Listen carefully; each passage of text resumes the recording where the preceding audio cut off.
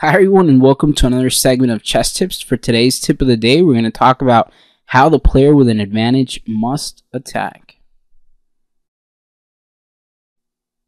So today we're taking a look at William Steinitz, the first world chess champion and possibly one of the founding fathers of chess strategy. He made many rules in chess, and a lot of them are incredibly influential to chess theory, and it's a main reason as to why we play chess the way we do. Steinitz did something truly remarkable, and that's that he had a premise that sound attacks only stem from positional advantages. And so in other words, your attack will never succeed if you don't have an edge to justify it. And that's incredibly brilliant and very insightful, because it replaced the view that attacks in chess succeeded or failed based on a player's ability or a player's genius or lack of.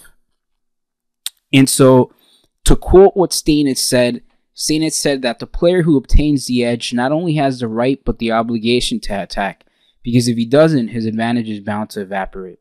So the following game is a game between Loic Van Welly and Kirill Georgiev from the FIDE World Championship knockout event that took place in Groningen, 1997, and the annotator of this game is Boris Avrukh for ChessBase. So in this position, Loic Van Welly played a3, and after bishop takes knight, queen takes, Boris annotates that white has a clear advantage. And we could possibly speculate as to why white might have this advantage. Obviously, white is better centralized, he has more pieces developed, he has greater influence over the dark squares, he has the two bishop advantage. And in addition to that, black has he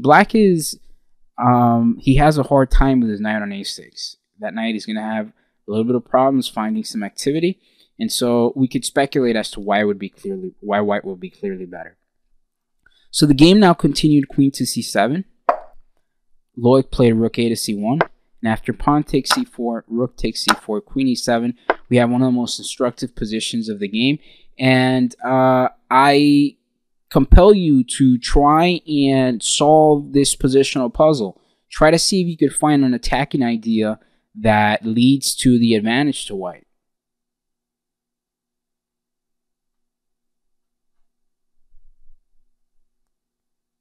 The move that Loic played in the game was d5. And this is a truly remarkable move because it basically blasts the position open, and strategically, I'm at a lack for words as to how I could describe it. It's very interesting to see how it involves the opening of the diagonal for white's dark square bishop. And okay, so the game continued. Knight takes d5.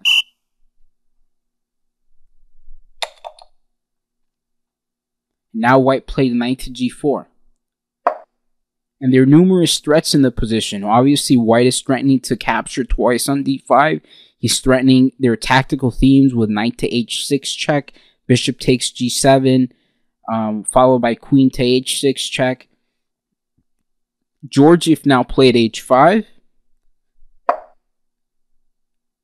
And white's advantage was culminated after the capture on g7 and bishop takes g7.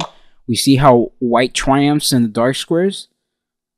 King takes g7, queen h6 check, king g8, bishop takes knight, removing the best defender of black's pieces, or of the black king.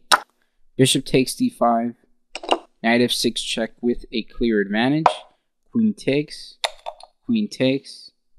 bishop takes c4, queen g5 check, king h8, queen takes h5, king g8, queen g5, and after rook to e4, black resigned. This is an incredibly remarkable example showing you how the player with an advantage should typically succeed with the attack.